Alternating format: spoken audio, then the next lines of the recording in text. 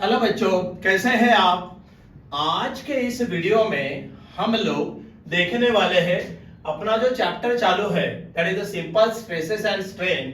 उसमें हम लोग स्ट्रेस स्ट्रेन डायग्राम के अंदर फॉर ब्रिटल मटेरियल इसका हम लोग ग्राफ देखने वाले हैं। तो ये जो ग्राफ है, ये ग्राफ हमने इसके पहले लेक्चर में क्या देखा था, इसके लेक्चर नंबर 4 में हमने स्ट्रेस स्ट्रेन डायग्राम ही देखी थी, लेकिन that is for ductile material. आज हम जो देखने वाले हैं that is for brittle material. Actually brittle material के बारे में पेपर में पूछते नहीं है, बट आपको मालूम होना जरूरी है कि एग्जैक्टली डक्टाइल और ब्रिटल के ग्राफ में क्या डिफरेंस है, राइट। तो यहाँ पे अपने जो ये जो YouTube चैनल है उसमें अपने वीडियो जो आने वाले हैं वो प्रोफेसर सुशील डांगे और डांगेस एकेडमी ये नाम से आने वाले हैं। तो ये सारे वीडियो यहाँ पे आएंगे, तो आप ये चैनल को सब्सक्राइब करो सो दैट आपको जैसा ही नया वीडियो आएगा, नया लेक्चर आएगा, तो आपको उसका इंटीमेशन मिलेगा, नोटिफिकेशन मिलेगा, सो दैट आप लोग अपने नोट्स को अपडेट कर सकते हैं। और उसके बाद अपने फ्रेंड सर्कल में आप सर्कुलेट कर दीजिए, बता दीजिए, तो सबको फायदा होगा। चलेगा? कमेंट करो, शेयर करो, लाइक करो, right. So let us start with, अब देखो यहाँ पे stress strain diagram for brittle material. इससे पहले हमने जो स्ट्रेस स्ट्रेन डायग्राम देखी थी फॉर डक्टाइल मटेरियल, याद होगा, तो उसके अंदर पांच पॉइंट थे, बराबर है। एक था प्रोपोर्शनल लिमिट, दूसरा था इलास्टिक लिमिट, तीसरा था यील्ड पॉइंट, चौथा था अल्टीमेट स्ट्रेस और पांचवा था ब्रेकिंग स्ट्रेस, राइट। अब यहां पे देखो, यहां पे अगर आप ग्राफ को ऑब्जर्व करेंगे तो सेम थीम है।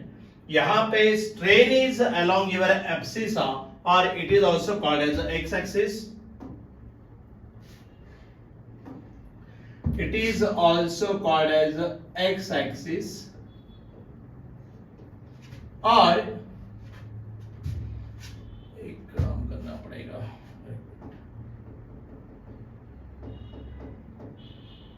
ये थोड़ा सा डायग्राम को हम शिफ्ट करा देंगे।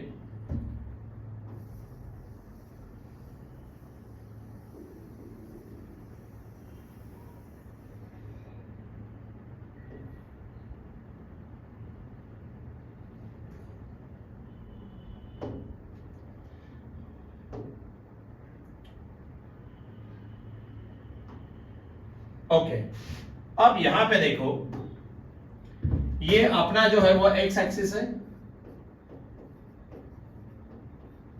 और ये जो है बाकी का दूसरा वाला जो एक्सिस है,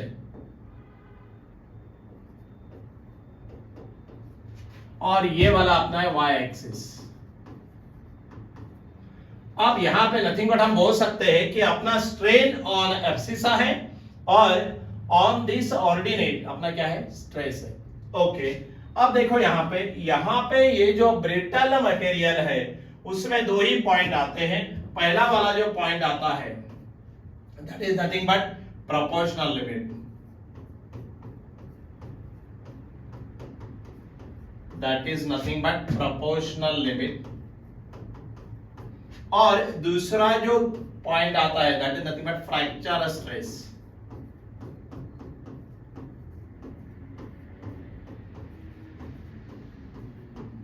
यहां पे दो ही पॉइंट आते हैं। देखो, मतलब from point O to A is nothing but proportional limit. मतलब आपको मालूम है stress is nothing but what, sigma is equal to क्या फॉर्मूला है, लोड अपॉन एरिया, बराबर। मतलब जैसे लोड बढ़ाया वैसे स्ट्रेस बढ़ गया, डायरेक्टली प्रोपोर्शनल है, sigma is directly proportional to P। अब देखो यहाँ पे अप टू पॉइंट A, जैसे जैसे हमने लोड बढ़ाया अप टू पॉइंट A और A पॉइंट से अगर हमने लोड निकाल दिया तो material will come back to its original position. याद रखना, मतलब आपका A पॉइंट तक क्या है, प्रोपोर्शनल लिमिट है, नो प्रॉब्लम। मतलब दोबारा material come back to its original position आएगा अप टू पॉइंट A। और A के बाद B में यहां पे देखो, एक्चुअली मैंने ये ग्राफ में दिखाया आपको समझने के लिए, बट इतना बड़ा इलांगेशन नहीं होता। Actually elongation is a very small, correct. मतलब ब्रिटल मेटल के अंदर elongation is very very less. Broadly speaking अगर हम बात करेंगे तो डक्टाइल मटेरियल और ब्रिटल मटेरियल में क्या डिफरेंस है?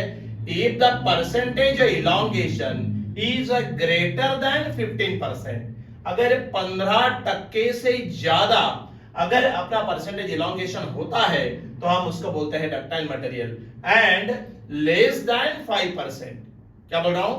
लेस देन 5%, अगर वो इलॉन्गेशन हो जाता है तो उसको बोलते हैं ब्रिटल मटेरियल। करेक्ट? एग्जांपल दे सकते हैं, समझो एखादा स्टील का बार है, समझो मान लो ये बार है स्टील का, इसके ऊपर लोड दिया तो लोड देने के बाद इट विल गेट्स बेंड, बराबर है ना? ये बेंड होगा, क्या डायरेक्ट टूटेगा? नहीं, पहले थोड़ा बेंड होगा, फिर और ज्यादा बेंड होगा, फिर और ज्यादा बेंड होगा और फिर टूटेगा। मतलब उसमें डिफॉर्मेशन या स्ट्रेन बहुत ज्यादा रहेगी। बट अगर वही मैं ब्रिटल मटेरियल का एग्जांपल लूं, ब्रिटल मटेरियल बोले तो परसेंटेज इलॉन्गेशन लेस देन 5%। अब मान लीजिए आपकी कबशी का बशी है, बशी अगर वो हाथ से नीचे गिर गया तो ऐसा होता है क्या कि वो बशी पहले बेंड हो गई 2 दिन, फिर उसके बाद थोड़ा सा क्रैक डेवलप हुआ और उसके बाद टूटी? नहीं, वो मटेरियल ब्रिटल है। जैसे ही अपनी बशी हाथ से गिर गई तो 100% इट विल गेट्स ब्रेक, मतलब उसमें इलॉन्गेशन नहीं होता है। मतलब यहाँ पे ए और बी के अंदर क्या है? गैप बहुत कम है, राइट? इसीलिए यहाँ पे ए के बाद डायरेक्टली क्या मिलता है? फ्रैक्चर स्ट्रेस, वो डायरेक्ट ब्रेक हो जाता है, उसके बीच में कुछ भी रहता नहीं है। Cast iron is nothing but your brittle material. Correct? Example के तौर पे देखा जाएगा तो ये चीज को ध्यान में रखना है। So for a brittle material, यहां पे आपको ग्राफ के अंदर 2 ही पॉइंट आएंगे। एक पॉइंट आएगा proportional limit, from point O to A is your proportional limit, और दूसरा आएगा फ्रैक्चर स्ट्रेस। ए के बाद डायरेक्टली ये बी पॉइंट को जैसे लोड बनाया, ये बी में क्या होगा? वो फ्रैक्चर हो जाएगा। मतलब यहां पे ध्यान देंगे तो बी पॉइंट मेरा क्या है? अल्टीमेट स्ट्रेस है, maximum load that material can carry, और वही मेरा क्या है? फ्रैक्चर। और गेटिंग इट और नॉट? थोड़ा सा अगर आप ध्यान देंगे तो यहां पे देखो, ये जो अपना डक्टाइल मटेरियल का ग्राफ है, यहां पे देखो O to A, then A to B, then B to C, C to D, E and then F। मतलब O to F देखो कितना बड़ा यहाँ पे क्या है? आपका स्ट्रेन है, नथिंग बट डिफॉर्मेशन है। करेक्ट? मतलब मोर देन 15% यहाँ पे डिफॉर्मेशन आता है। सो 100% ये अपना जो मटेरियल क्या होता है? That is nothing but your ductile material. 5 point है। करेक्ट? अब और एक बात यहां पे समझ लेना, यहां पे आपको ओरल में पूछा जाता है या इंटरव्यू में पूछते हैं कि भाई स्ट्रेस डायग्राम आपको मालूम है? आप बोले हाँ सर आपको मालूम है। तो यहां पे plastic range and elastic range या elastic range and plastic range क्या है ये बताओ। तो ध्यान में रखना ये point, from O to A मतलब from initial to proportional limit, initial से लेके प्रोपोर्शनल लिमिट तक जो आपका जोन रहेगा उसको बोलते हैं elastic stage, and from point proportional limit to fracture वो क्या होती है? प्लास्टिक स्टेज होती है। करेक्ट है? क्योंकि वैसे लिखा जाएगा तो O to A आप क्या बोलते हैं पेपर में? B तक बोलते हैं। अरे वो इलास्टिक लिमिट बराबर है, B point is your elastic limit, बराबर है ना? सेकंड पॉइंट इलास्टिक लिमिट है। बट बात ऐसी है कि इलास्टिक लिमिट में मतलब बियॉन्ड पॉइंट है, when we increase the load then that will does not obey Hooke's law. Are you getting it और नॉट? मतलब stress is not directly proportional to strain. तो ये बात जरा ध्यान में रखना। तो इसीलिए इलास्टिक रेंज बोला तो from O to A is your elastic range and from A to F is your plastic range.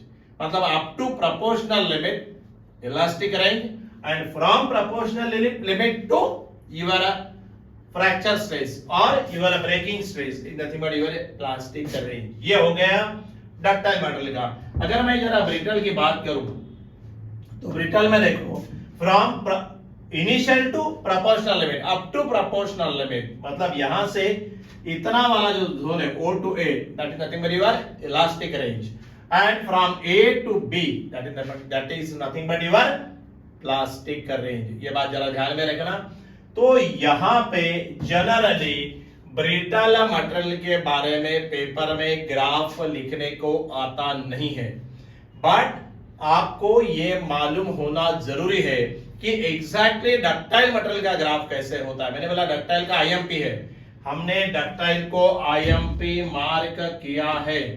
ये वाला जो क्वेश्चन है ना, ये वाले क्वेश्चन को हमने फॉर डक्टाइल मटेरियल, इसको आईएमपी मार्क कर दो, इसको आप आईएमपी मार्क करो। ये बहुत इंपॉर्टेंट क्वेश्चन है, पेपर में आता है। मैंने पहले बताया था, describe the behaviour of a mild steel specimen tested under universal testing machine subjected to axial loading highlighting the various salient points on it. तो ये पेपर में क्वेश्चन आता है, ये आईएमपी है। बट आपका वो वाला जो क्वेश्चन है, कौन सा वाला, ब्रिटल वाला, ये कोई पेपर में नहीं आता, बट आपको मालूम होना जरूरी है। एक आधी बार पूछा तो अपने को लिखना आना चाहिए, बट ये जनरली आता नहीं, from knowledge point of view आपको मालूम होना चलेगा। यहाँ पे और दोनों का डिफरेंस, डक्टाइल मटेरियल और ब्रिटल मटेरियल का डिफरेंस क्या है, ये आपको मालूम होना जरूरी है। कि ग्रेटर देन 15% अगर आपका परसेंटेज इलॉन्गेशन होता है, then that material is called as ductile material, and less than 5% अगर आपका परसेंटेज इलॉन्गेशन होता है, then that material is called as a brittle material। ये ध्यान में रखो, कभी कभी एक आधी बार एमसीक्यू में क्वेश्चन बन जाता है ऐसा, तो आपको मालूम होना जरूरी है, चलेगा। यहाँ पे हमने आज के लेक्चर में आपका स्ट्रेस स्ट्रेन डायग्राम पूरा कवर कर लिया है, that is for ductile as well as brittle. इसके प्रीवियस लेक्चर में हमने लेक्चर नंबर, आपका जो इसका पहला वाला लेक्चर, लेक्चर नंबर 4 में I think so, lecture number 4 में हमने जो कवर किया वो डक्टाइल था, और लेक्चर नंबर 5 में क्या था, ब्रिटल मटेरियल का कवर हो गया। इसके ऊपर न्यूमेरिकल्स भी आते हैं, तो अकॉर्डिंगली हम लोग फार्मूला भी आपको लिख के देंगे, चलेगा। यहाँ पे ये कंक्लूड हो जाता है। तो अभी देखो, यहाँ पे ये सारे जो लेक्चर्स आने वाले हैं, ये लेक्चर आपके प्रोफेसर सुशील डांगे और डांगेज एकेडमी ये नाम से यूट्यूब के ऊपर आने वाले हैं। तो आप ये चैनल को सब्सक्राइब करो, लाइक करो, शेयर करो, कमेंट दे दो, सो दैट अपने फ्रेंड सर्कल में भी सर्कुलेट करना, सो दैट आपको भी और दूसरे को भी अकॉर्डिंगली फायदा होगा, चलेगा। Again we will meet in the next lecture और नेक्स्ट पॉइंट के लिए, चलेगा।